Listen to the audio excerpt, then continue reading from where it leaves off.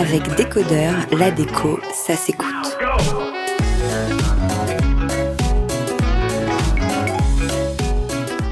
Ce matin, j'ai poussé la porte de l'atelier des Mathurins qui a été créé par Hortense Brognard et Céline Lédet.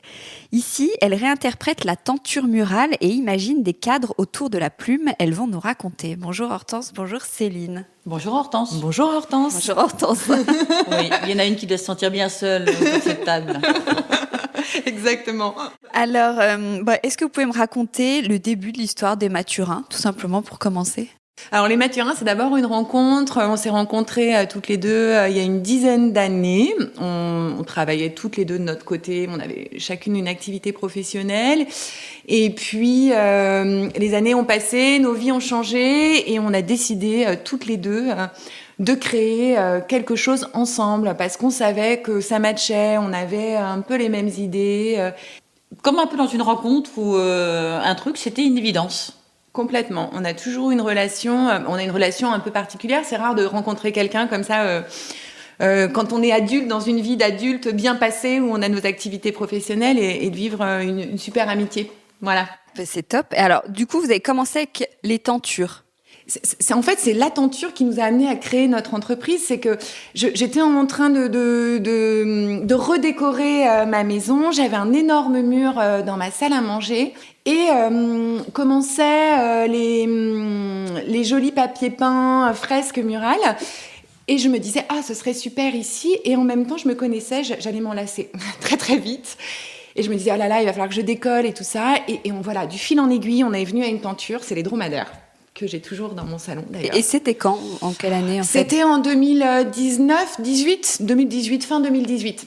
Ouais. Exactement. Donc on a imaginé, on a vu ce pan de mur et puis toutes les deux on a commencé à en discuter et on a imaginé une tenture, enfin une tapisserie. Et au départ c'est vrai que voilà, on imagine quelque chose et entre l'imagination, le moment où on imagine un projet et puis la création, parce qu'à ce moment-là on n'y connaissait rien en termes de confection, de la façon de l'accrocher et tout ça. On n'y connaissait rien et puis petit à petit on s'est pris au jeu, on a commencé à réfléchir, à contacter des boîtes qui pourraient nous aider, enfin des boîtes non, un atelier. Ouais. On a visité des ateliers, pas mal d'ateliers. Et puis on a rencontré un atelier voilà qui ça s'est très bien passé, avec lequel on collabore toujours. Et puis petit à petit on a appris voilà. Parce que c'est quoi une tenture ? Comment on travaille dessus ? Alors on part d'abord d'une image. On a plusieurs façons de travailler. Nous on a une affection particulière pour la gravure de voyage du 19e, du 18e. Donc les dromadaires, c'est d'abord une petite gravure de voyage qui fait 15 cm sur 8. Il faut la scanner à très très haute définition. Et puis après là, il y a tout un travail de retouche qu'on a fait nous-mêmes, qui est un gros travail long de colorimétrie. Et une fois qu'on a fait ça, on l'envoie à l'atelier qui va justement nous sortir sur un petit bout de tissu des épreuves. Et là, on va commencer un échange en fait où on nous envoie des épreuves et on les retourne. On dit non, la couleur c'est pas tout à fait ça. On part d'un Pantone, mais c'est difficile de rendre une couleur sur un tissu, c'est pas du tout la même chose. Donc il y a beaucoup d'étapes comme ça. Et voilà, c'est de fil en aiguille. Aujourd'hui, on est à l'aise en fait avec ce procédé. Au départ, c'est un peu compliqué. Il nous a fallu du temps. On dessine aussi certaines de nos tentures. Mais en tout cas, c'est pas du tout vous qui dessinez ou qui peignez sur du tissu. Non, pas du tout. Non, ça c'est un travail qu'on fait avec l'atelier. Nous, on utilise la technique de l'impression à chaud, en fait. C'est un papier pour une tenture. Par contre, on dessine le modèle en amont, en fait. Toute l'expérimentation, toute la recherche et tout, c'est nous. Mais après, la pratique, les 40 exemplaires, c'est l'atelier qui nous les sort, en fait. Oui, ils sont des éditions très limitées, du coup. Oui, alors ensuite, donc, nous, on reçoit ces 40 exemplaires avec un gros travail de confection aussi, parce qu'il y a des fourreaux. Et nous, une fois qu'on les reçoit, en amont, on a reçu du bois, puisque pour faire les armatures. Et là, après, c'est nous qui peignons les bois. C'est des bois qui viennent de forêts françaises. Ouais. Et nous, on travaille le bois, on les repeint, on met le système d'accroche, c'est-à-dire que c'est une corde en lin toronné qui vient de France également. Et on fait le montage de la tenture chez nous, en revanche, en région parisienne. Et le tissu, qu'est-ce que c'est comme type de tissu ? Alors, c'est un tissu qui est éco-labellisé, labellisé France Terre Textile. Il est tissé en France et l'encre est aussi une encre française. En fait, tout est fait pour que, justement, il n'y ait pas de solvant, pas ce genre de choses à l'intérieur. Voilà. C'est hyper important pour nous d'avoir ce genre de produit. Ça se lave, on peut le mettre en machine. Quoi, la tenture ? Ouais. On enlève les bois, on peut la mettre en machine vraiment à 30 degrés, on va pas les sauver fort, on peut l'étendre, on la met surtout pas au sèche-linge, on la repasse tout doucement. Mais oui, l'idée c'est ça, c'est qu'on peut la mettre dans une chambre, on peut la laver, voilà, on avait vraiment envie d'un truc... Et d'aspect, ça ressemble à un tissu, ça a un gros grain qui ressemblerait un peu à un gros lin. Entre le lin et la jute. Ouais, exactement. Voilà, c'est un tissu qui semble un peu brut comme ça quand on le détaille. Et finalement, avec les traits de la gravure et tout ça, il est très chaud déjà. C'est vrai exactement. que il habille toujours quand on l'accroche. C'est chaud le tissu, ça dégage vraiment, ça enveloppe. Puis c'est un grand format. Et on fait des grands formats, absolument. Donc c'est ce qu'on aime dans ces tentures. Un clou, vraiment il suffit d'un clou pour l'accrocher, donc pas besoin de faire venir un bricolo. Et puis après ça change vraiment une atmosphère, c'est-à-dire que c'est des grands formats, souvent c'est ce qu'on aime bien, et c'est vraiment une alternative au papier peint, à la peinture, parce que ça modifie en revanche complètement l'atmosphère d'une pièce. Ça peut être une tête de lit, être mis au-dessus d'un buffet. L'idée c'est qu'il puisse voyager aussi dans la maison. On voulait un esprit nomade, le rouler. On en a marre, on peut le laisser de côté pendant un an et le ressortir dans une autre pièce, un autre endroit. Nous, on les fait voyager dans nos maisons, en fait. Et c'est vrai qu'il y a une autre chose qui était très importante pour nous, c'était de faire des éditions limitées. C'est-à-dire qu'en moyenne, chaque tenture sort à 40 exemplaires pour éviter tout simplement qu'elle se retrouve chez la pote, chez qui on va dîner. Donc voilà, on aimait bien ce côté un petit peu unique, mais accessible. Alors, et après, comment vous êtes passé au cadre en plume ? Alors ça, c'est toute une autre histoire. C'est que Hortense, avant de commencer l'aventure des Mathurins, était taxidermiste. Et moi, j'aimais beaucoup son travail. Je la suivais parce qu'on était amies. Je passais du temps avec elle dans son atelier. Et je lui ai dit, mais c'est vraiment dommage, t'as trop de talent. Et après, je sais pas trop comment on en est arrivé là, mais on s'est dit, mais comment on peut faire pour allier justement ce travail de plume. On avait toujours envie d'habiller les murs. Et puis moi, j'ai étudié un peu le dessin il y a très longtemps. J'avais cette affection pour la peinture. Et je sais pas comment on en est arrivé là, mais en fait, un jour, on a fait un dessin. C'est un peu comme tout le reste de l'histoire. Je ne sais pas bien. Tout s'est fait tellement naturellement. Non, mais c'est vrai qu'à chaque fois, la jeunesse de chaque projet, c'est ce que j'en parlais tout à l'heure, d'une espèce d'évidence. Et là encore, ça a dû se présenter comme ça. C'est-à-dire qu'effectivement, moi, dans mon atelier, j'ai évidemment des tonnes de plumes, d'oiseaux. Donc, on avait ça évidemment sous la main. Céline dessinait très bien.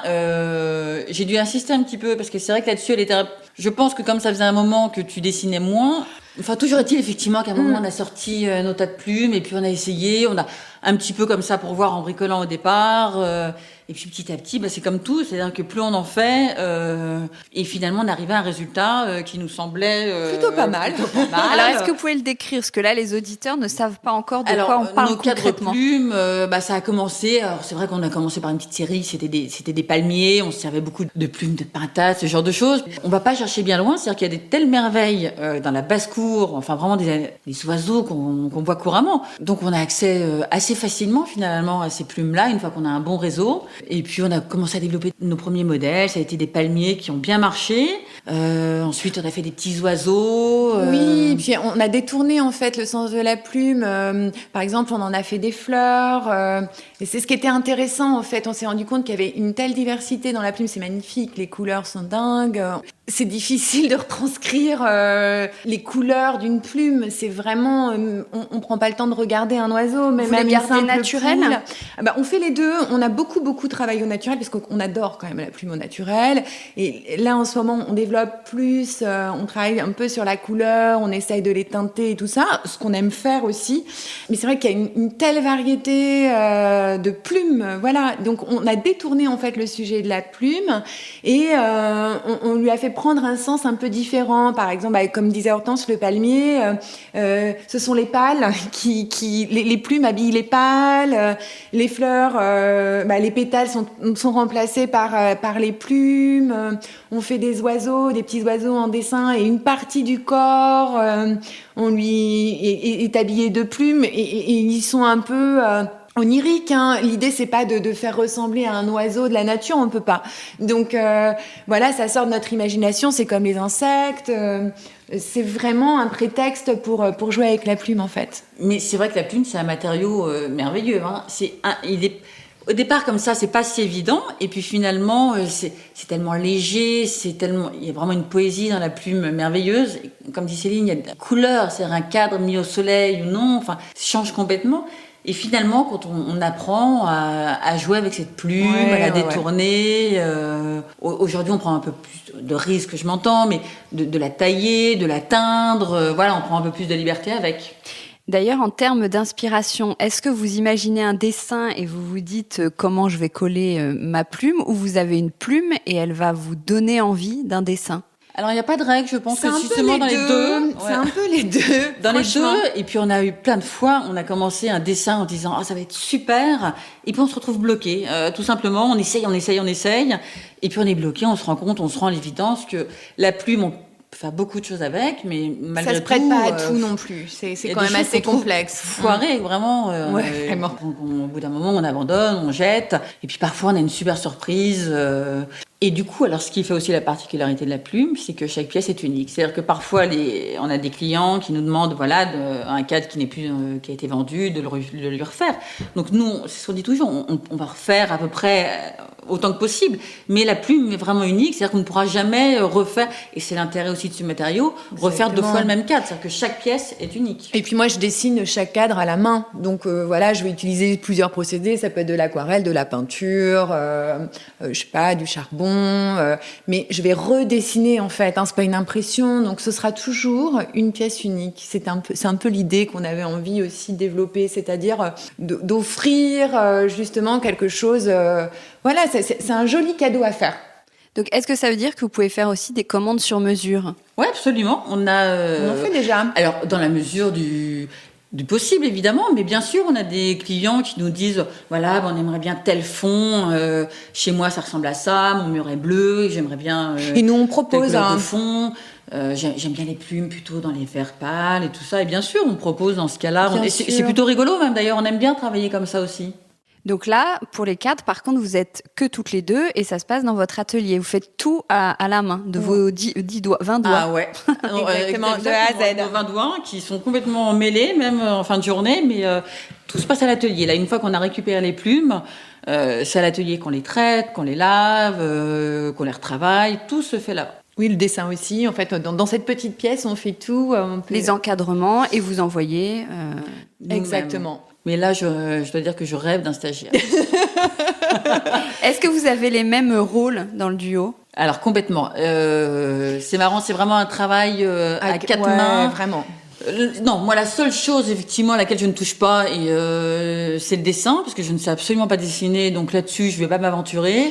Mais, alors, elle dessine pas, mais elle va m'orienter. C'est très rigolo, parce que je peux dessiner, par exemple, chez moi, je pourrais faire... Mais pas du tout, je dessine toujours à l'atelier, à côté d'Hortense, et Hortense va me dire, tu vois, il me gêne ce dessin, tu veux pas mettre un peu de couleur là ? Et si on faisait ça ? Elle peut avoir une idée et moi je vais essayer de la mettre en forme en fait. Donc oui, on est hyper complémentaires et c'est ce qui est hyper agréable en fait. Il faut combien de temps pour faire un cadre en plume par exemple ? Ça dépend. Sincèrement, ça dépend. Parce que quand on a un sujet, qu'on l'a déjà bien travaillé, qu'on connaît bien le procédé, ça peut aller assez vite, très honnêtement. Voilà, on peut... tout est relatif, on peut mettre 2 heures, 1h30, 2 heures pour en faire un petit... Et puis, mais c'est tout le travail en amont, en fait. Il y a un gros travail sur la plume, il y a une grosse réflexion en amont. Avant de réaliser un cadre dont on est content, et on va pouvoir en créer une série, même si les couleurs sont différentes, les plumes sont différentes, on va peut-être mettre 1 semaine avant de trouver vraiment le sujet parfait, le dessin qui va convenir, le support aussi, parce que si j'utilise de l'aquarelle, je vais pas utiliser le même papier. Donc, tout ça, il y a un travail de fond de recherche qui est plus ou moins long. Et est-ce qu'il y a beaucoup de ratés, d'erreurs? J'imagine que quand on colle minutieusement des plumes... Oh là là, on est même des grandes spécialistes. Ou des fois, on est même très très contente, on est super heureuse, on le trouve magnifique, et là, grosse boulette, on fait tomber du pigment dessus. Voilà, donc c'est mort, c'est fini. Non, voilà, bien sûr. Plein de ratés, et oui et non. En fait, on a des journées comme ça qu'on appelle la journée ratée. C'est terrible. Alors, c'est le mardi. Je ne sais pas pourquoi on dit toujours, bah, c'est comme un mardi. C'est-à-dire que le mardi, c'est la journée de la merde. C'est souvent. la journée de la loose. On ne sait pas pourquoi. Alors, et il y a des journées où on va être super productive, où tout roule, on va trouver la plume gauche et la plume droite pour faire l'aile, parfaite, même taille. Mais c'est là, moi, je trouve que le travail à deux est formidable. C'est-à-dire ça crée une émulation et une dynamique. Je n'aurais jamais fait les Mathurins seuls. Et je n'aurais pas eu l'envie, pas la force, enfin rien de tout ça. Et là, en revanche, à deux, c'est marrant. Hein. Déjà, s'il y en a une qui a un petit coup de mou, l'autre spontanément ne se pose pas la question et redresse. On va prendre le leadership à un moment donné. Et ça, dans le boulot aussi, ça se vérifie. C'est-à-dire que ça crée une dynamique. C'est l'autre à côté va toujours donner une impulsion qui va faire que on y arrive. Et au-delà de ça, hein, c'est créer une boîte, c'est pas facile. De créer sa marque, c'est pas facile. Dans l'univers de la déco, c'est quand même, c'est un monde énorme. Et on est toute petite. Alors parfois, on peut être un peu découragé. On se dit, mais. Et puis, il y a celle qui va prendre l'impulsion, qui va dire, mais non, on est un peu girl power, on y va. Ça, c'est super. Pourquoi vous appelez les Mathurins? Alors ça, c'est la question piège parce que en plus on adorait avoir une réponse toute faite et une réponse magnifique. C'est mon grand-père, faites-nous rêver. C'est mon grand-père bien sûr qui était un vieux truc, il s'appelait Mathurin. Pas du tout. Tous les trucs qui étaient pris étaient des noms de domaine pris. Voilà, c'est pas du tout glamour, mais c'est la vérité. C'est la vérité qui te marque, qui se monte. Parce qu'il y a toujours un type, l'enfoiré, qui a acheté 112 noms de domaine. Et donc, voilà. Donc, c'est ça. Et puis, on avait fait un brainstorming. Hein, Et donc là, vraiment, on va être très honnête. J'habite rue des Mathurins avec un H. Et là, on s'est dit, truc de dingue, on va retirer le H. Et on va mettre les Mathurins parce qu'on est deux. Et voilà. Non, on voulait pas de... Voilà, et ça marchait, et on trouvait ça joli. On a cherché... Non, mais ça a été franchement l'enfer. On voulait pas de maison, on voulait pas d'atelier. Je m'excuse déjà auprès de toutes les maisons et ateliers, parce qu'il y a plein de trucs que j'adore, mais voilà, on voulait pas de maison atelier, on voulait pas de Simone et Jean-Jacques, des trucs comme ça. On était quand même bloqués sur certaines choses. Et puis on était deux, donc on voulait quelque chose au pluriel aussi, parce que les Mathurins, c'est d'abord une petite équipe, quoi. Et puis les Mathurins, on s'est dit que l'international, ça peut être... C'est le prochain. On avait une grosse vision à long terme, hein, quand même. Hein. Ouais, c'est vous avez des projets, justement. Comment vous pensez porter les Mathurins? C'est quand même difficile. On a toujours des projets, mais on a quand même été vraiment... cette crise sanitaire aussi, ça empêche d'envisager une évolution aussi rapide qu'on l'avait imaginé. Et même en termes pratiques, c'est-à-dire que l'atelier, ils ont tourné au ralenti, on a voulu développer d'autres tentures, c'était compliqué, les délais étaient hyper longs... les boutiques n'étant pas ouvertes. Donc, on a fait les choses un petit peu plus lentement qu'on aurait dû le faire normalement. Donc là, c'est toujours continuer sur notre lancée, continuer de travailler les tentures et pourquoi pas travailler aussi avec d'autres artistes, des gens, imaginer des choses un peu autrement. Les cadres plumes, je pense qu'on est qu'au début en fait. On a tout un univers encore à exploiter. On aimerait bien travailler aussi avec des décos, des archis pour des projets plus grands, plus uniques. Voilà, aujourd'hui, on a acquis un savoir-faire important et qu'on peut mettre au service de gens. Voilà. Qu'est-ce que ça vous apporte, le travail manuel ? Écoutez, je vais vous répondre ce que tout le monde dit, mais ce qui est totalement vrai, c'est-à-dire qu'on c'est un bébé, c'est-à-dire qu'on est tout le processus de création. C'est-à-dire que c'est vrai qu'il y a une espèce de fierté malgré tout quand enfin, après plusieurs heures de boulot et tout ça, parfois des ratés et tout, on a enfin finalisé un projet auquel on avait pensé dès le départ. On l'avait imaginé dans sa tête et de le voir se réaliser sous ses yeux, par ses mains, c'est vrai que c'est... c'est hyper concret. En fait, je trouve que ça recentre. Enfin, moi, quand je suis on passe des journées entières à travailler, vraiment Pour moi, c'est hyper concret. Je suis vraiment dedans. J'oublie tout le reste, en fait. Je pense pas à est-ce que ça va se vendre ou pas du tout, quoi. On est vraiment dans la création. On fait cet objet-là. Ouais, c'est hyper gratifiant quand c'est fini. C'est très concret. Moi, je travaillais complètement dans un autre milieu et c'était pas du tout concret. Et ça, c'est vraiment satisfaisant. C'est hyper valorisant pour soi-même, en fait, avant toute chose. Mais c'est vrai que moi, je comprends l'engouement des gens aujourd'hui pour ce retour à tous les métiers plus, des mains et tout ça. Je trouve que c'est... En fait, on parle des mains, mais pourtant, moi, je trouve que ça a beaucoup de sens. Voilà, on retourne à quelque chose d'essentiel, d'hyper simple. On a tous eu des travails où on était en contact avec plein de gens, on avait plein de réunions. C'était pas très concret à la fin de la journée. On avait une to-do list, il y avait rien de fait. Enfin, c'est hyper stressant, immatériel. C'est vrai que moi, j'adore. Enfin, j'adore ce que je fais. Enfin, danse aussi. Je suis hyper contente, épanouie en tout cas. Vraiment, ça m'épanouit énormément. Voilà, on espère que ça va se développer parce c'est pas facile, c'est pas non plus idyllique. Pour qu'on puisse continuer, il faut qu'on vende. De fait, mais déjà, c'est déjà pas mal quand on aime ce qu'on fait, quoi. Moi, je me lève le matin avec grand plaisir et de me dire bon, allez, on s'appelle, t'es dispo, allez, à 8h30, hop, on est à l'atelier, c'est parti. Super, et merci beaucoup. Merci de nous merci avoir raconté. Merci beaucoup, Merci. C'était chouette. À bientôt. Au revoir. À bientôt. Avec Décodeur, la déco, ça s'écoute.